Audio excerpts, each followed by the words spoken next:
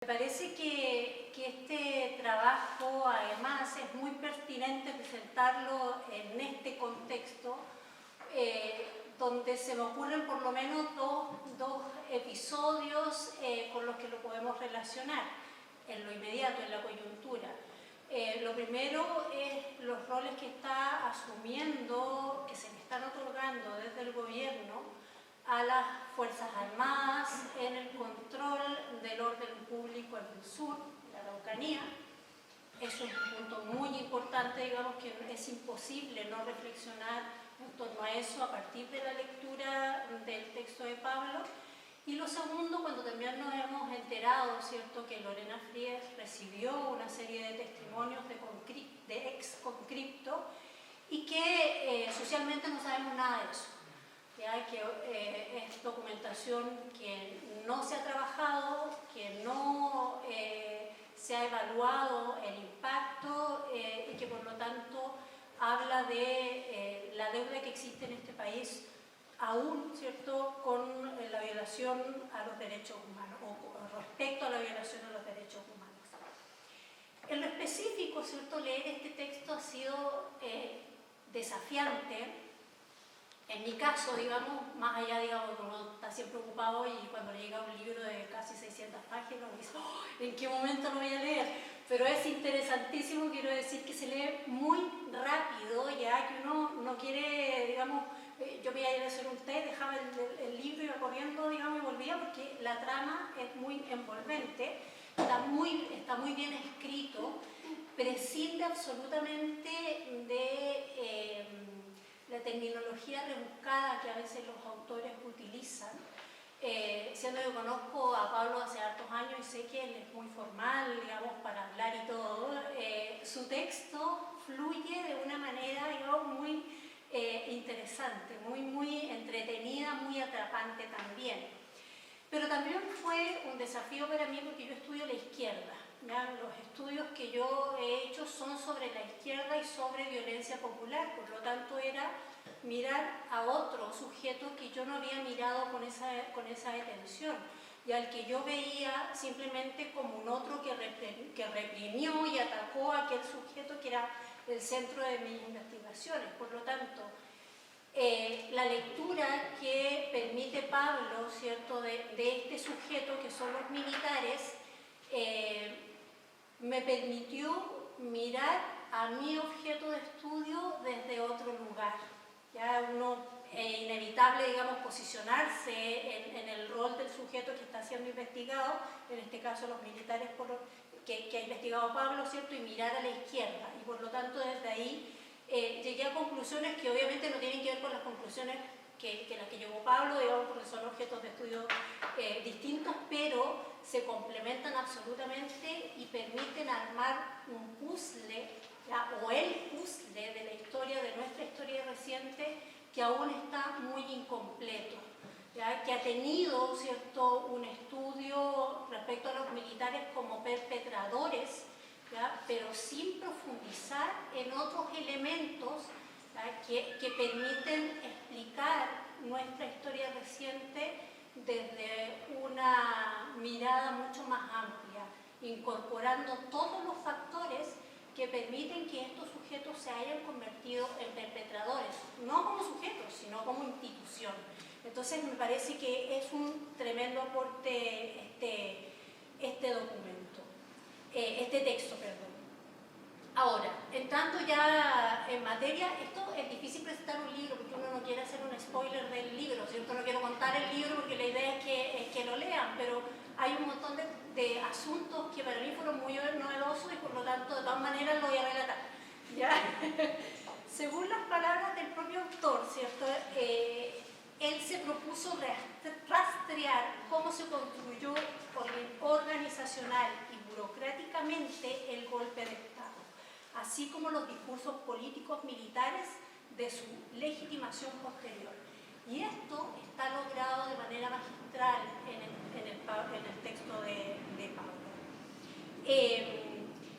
A partir de este objetivo que él se traza, ¿cierto?, logra cuestionar con muy buenos argumentos esta tesis de la excepcionalidad histórica en Chile. aquella que plantea que nosotros no tenemos golpes de Estado, que nuestra historia institucional, ¿cierto?, es muy institucionalista, valga la redundancia, ¿cierto?, y que los militares y la intervención de los militares en política son una coyuntura, una excepción, un paréntesis en nuestra historia.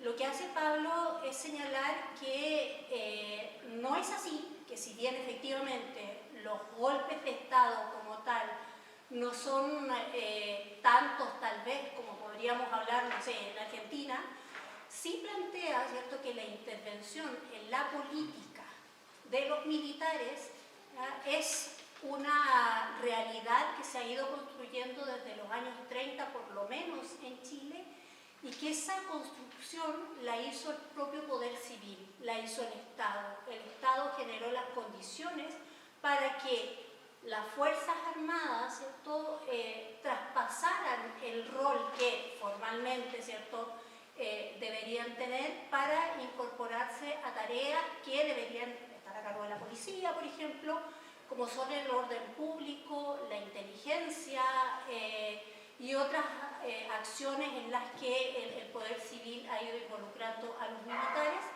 para la solución de las crisis. Por lo tanto, por eso que la reflexión es tan contingente, ¿cierto? Tenemos una crisis, ¿qué hacemos? Llamamos a los militares, que son los que nos tienen que resolver la crisis. Y entonces esa situación es lo que se hace central en el texto, y uno no puede evitar, digamos, dialogar con esa tesis y ponerla en los distintos momentos históricos de nuestro país. Además, ¿cierto?, cuando Seguel dice que hay esta construcción desde los años 30, lo que se refiere es cómo se va constituyendo un discurso primero, ¿cierto?, y que se va dotando de una institucionalidad. Este discurso de orden, de enemigo interno, ¿cierto?, este discurso de seguridad, que en mi caso, ¿cierto?, como había estudiado uno de mis estudios sobre el movimiento popular en el siglo XIX, se hace muy patente, muy evidente cómo el Estado cambia la visión que tiene de este sujeto, de este otro, del sujeto popular, que para el 20 será un sujeto popular organizado, ¿cierto?, pero que esa organización empieza en el 19. Entonces, si bien las primeras represiones, los primeros ataques a este movimiento popular son bajo el concepto de orden, ¿cierto?, y bajo el objetivo de eliminar el daño económico que genera el movimiento popular, sobre todo los trabajadores organizados, ya desde los años 30 la definición del otro se hace en clave de seguridad nacional, y eso implica reconocer a este otro como un peligro para el Estado y para la nación. Y por lo tanto, ese cambio, ¿cierto?, que describe Pablo, a mí me parece que es muy importante, y cito en esta idea, no es algo que Pablo lo señale en el libro, a mí se me hace evidente, digamos, se me ilumina a partir de mi propio objeto de estudio. Entonces creo que ahí eso es importante. Estos elementos de construcción del discurso y la institucionalidad, ¿cierto?, como decía, que hacen un giro respecto a cómo miro al otro, este otro organizado, este movimiento popular, que va adquiriendo distintas formas también de manifestarse y de intervenir en lo político,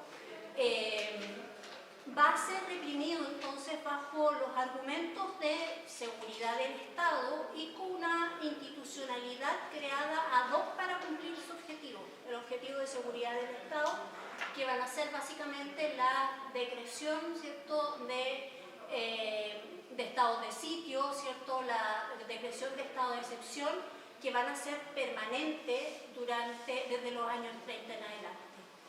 Estos dos elementos, discurso, ¿cierto?, y cómo se crea la primera institucionalidad, van a ser el antecedente en el que Pablo profundiza, pero ya van a adquirir fuerza y se van a convertir en el objeto de estudio específico cuando llega al gobierno de Salvador Allende.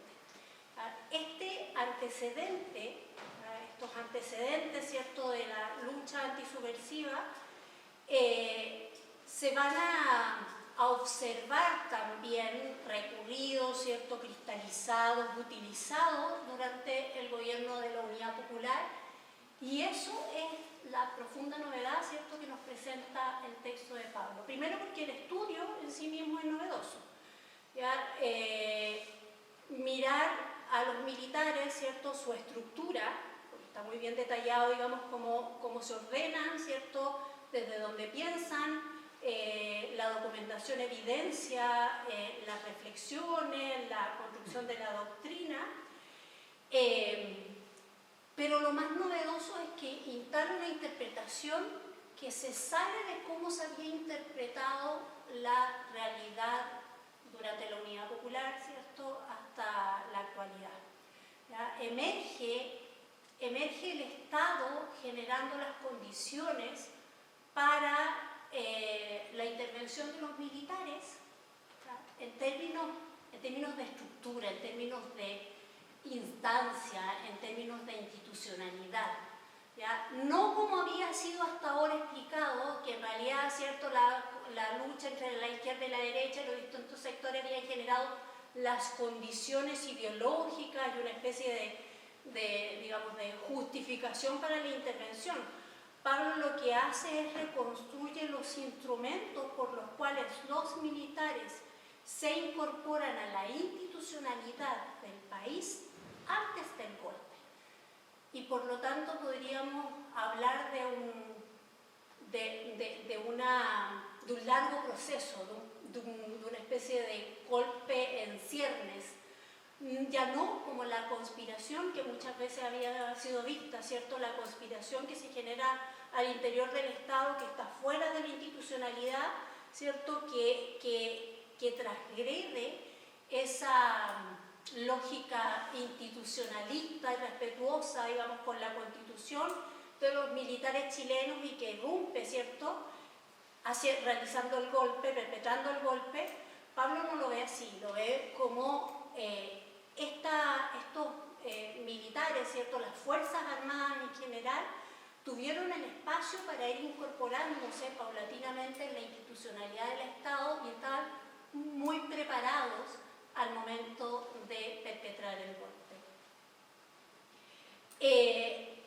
Él señala 4 formas, ¿cierto?, como se constituye la institucionalidad para realizar, ¿cierto?, esta intervención. Lo primero, ¿cierto?, bueno, y que son funciones de seguridad y de control de la población que se le asignan en los momentos de crisis. La primera de estas atribuciones es cuando el Estado, los gobiernos decretan el estado de emergencia y las zonas de catástrofe. La segunda es cuando los militares son llamados para asumir funciones ministeriales en las crisis políticas, algo que ya sabemos las 2 primeras las utilizó el gobierno de Allende.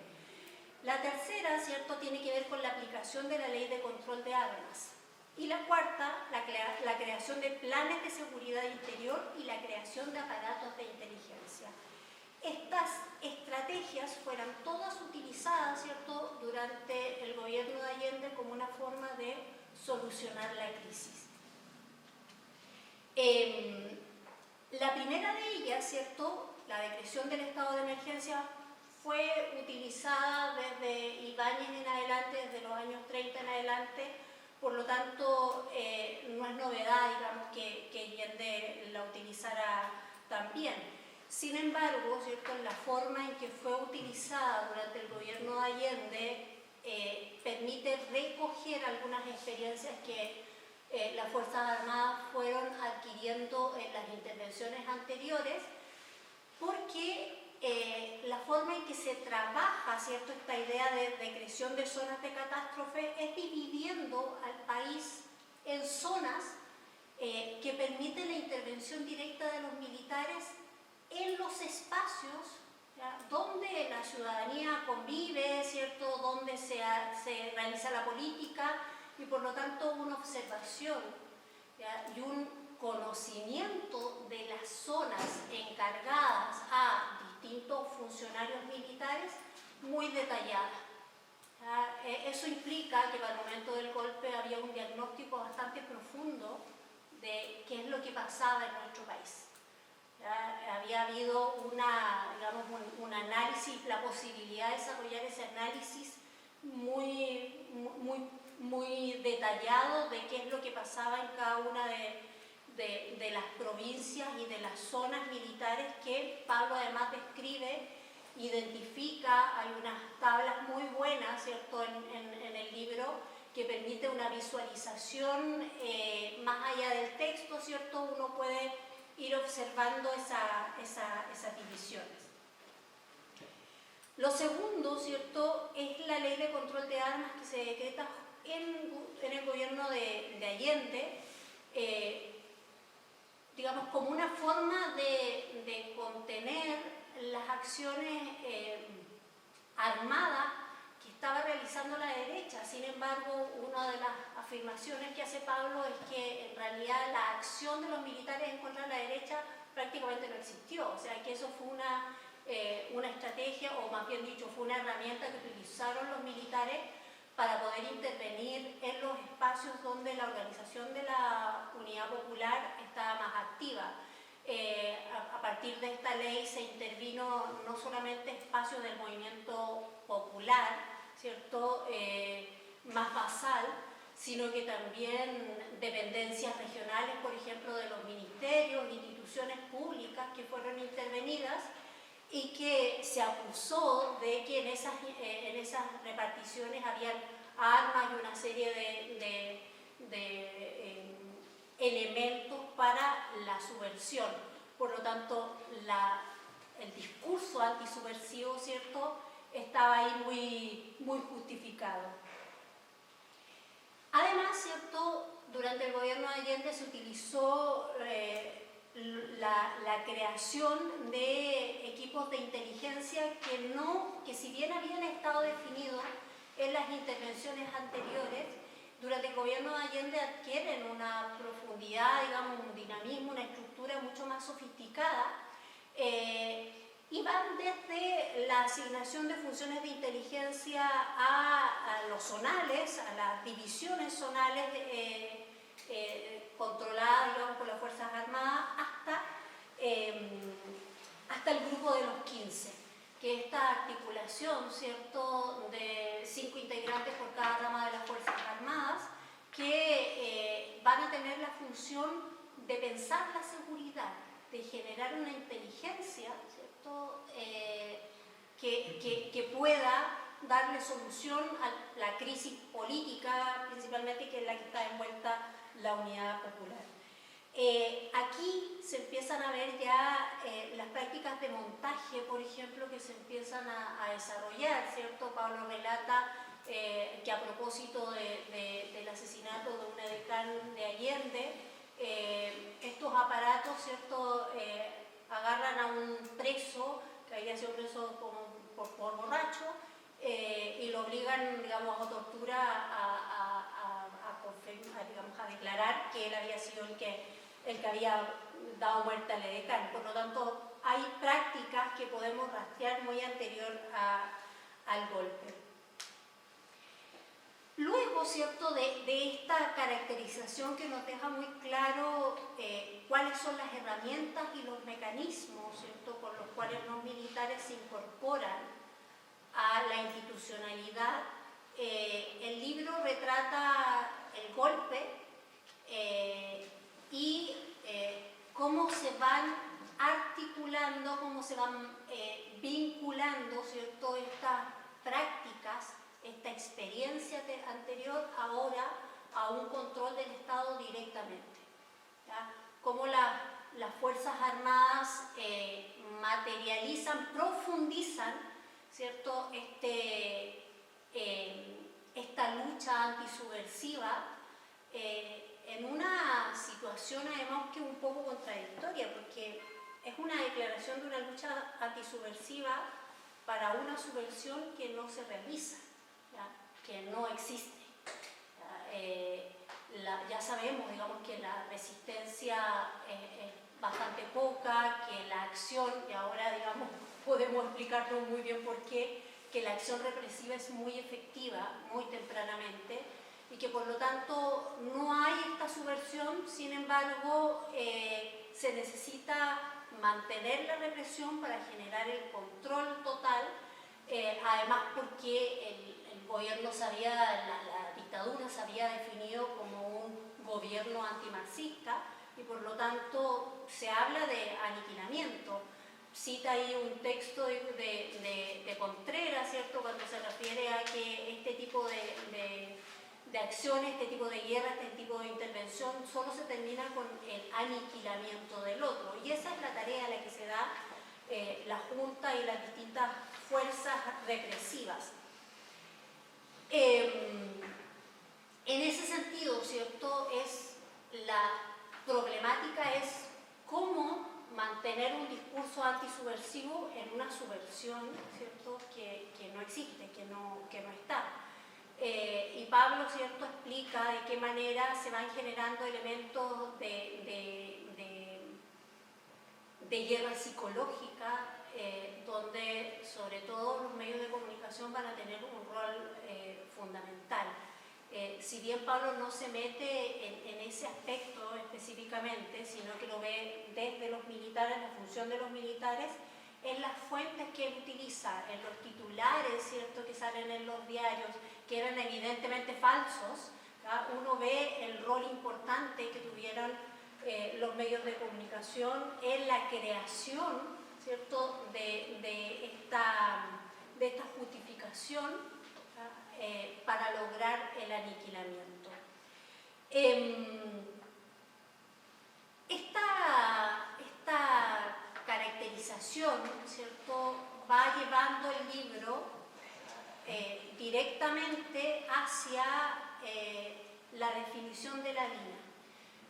Y ahí Pablo hace una de sus afirmaciones también fundamentales que sostiene en el libro, que señala que, a diferencia de otros autores que han señalado que la DINA marca un punto de diferencia respecto a las formas de represión que se ejercían o la forma de control social que se habían ejercido hasta ese momento, Pablo señala que lo que hace la DINA es profundizar esta misma estrategia que ya venía en curso desde un tiempo, digamos, bastante largo y que se había manifestado de manera mucho más institucionalizada, ¿cierto?, y fina durante el gobierno de la Unidad Popular y después durante los primeros meses del golpe.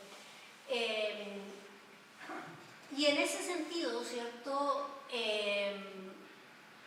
plantea, digamos, define a la DINA como un aparato militar, ¿cierto?, como una institución militar paralela, ¿cierto?, y una policía, una especie de policía secreta, ¿ya?, que está vinculada directamente a la Junta, ¿cierto?, no tiene este otro vínculo a las Fuerzas Armadas, relacionado con las Fuerzas Armadas, sino que directamente con la Junta y directamente un vínculo directo con Pinochet, que es algo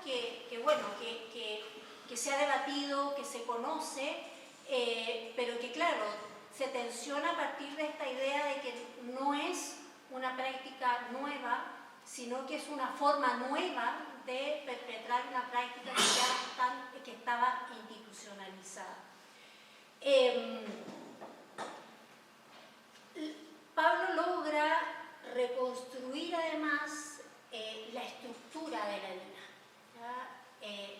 y la identifica además como una estructura que va cambiando a partir de los objetivos que se va fijando el régimen, ¿ya? Y que ahí discute, por ejemplo, con una estructura, ¿cierto?, un mono, un gráfico que había hecho la CIA, que dijo, esta es la DINA. Y lo que hace Pablo es decir, bueno, sí, esta es la DINA, pero estas otras también. Y va definiendo y presenta unos esquemas bastante interesantes de cómo se estructura, de cuáles son las distintas unidades. Y en el texto mismo, además, ya empieza a detallar la conformación de este aparato, ¿cierto?, de inteligencia y represión.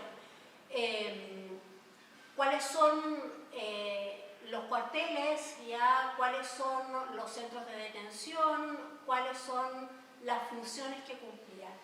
Y ahí, ¿cierto?, se genera, según mi punto de vista, un giro en el texto.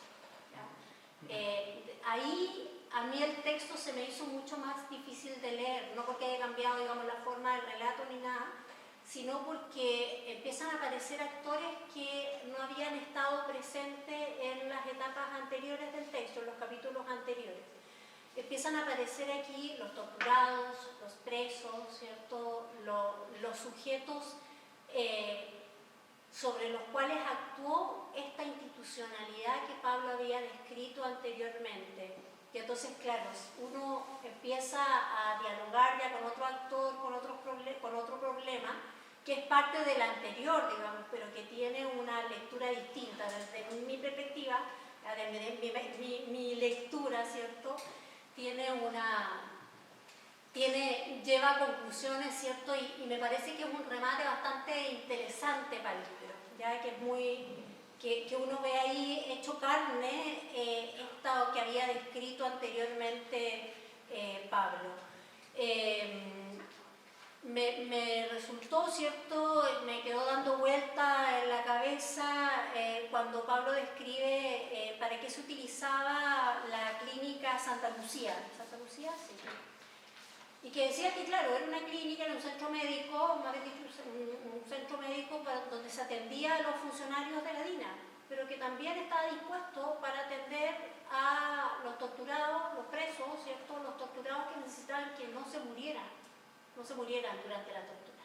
Y por lo tanto eso hace girar el relato, hace girar la forma en que uno está leyendo el libro, hace girar las reflexiones también. Por lo tanto, me parece que es una muy buena forma de terminar el libro porque podría haber prescindido de eso, pero esto le da, digamos,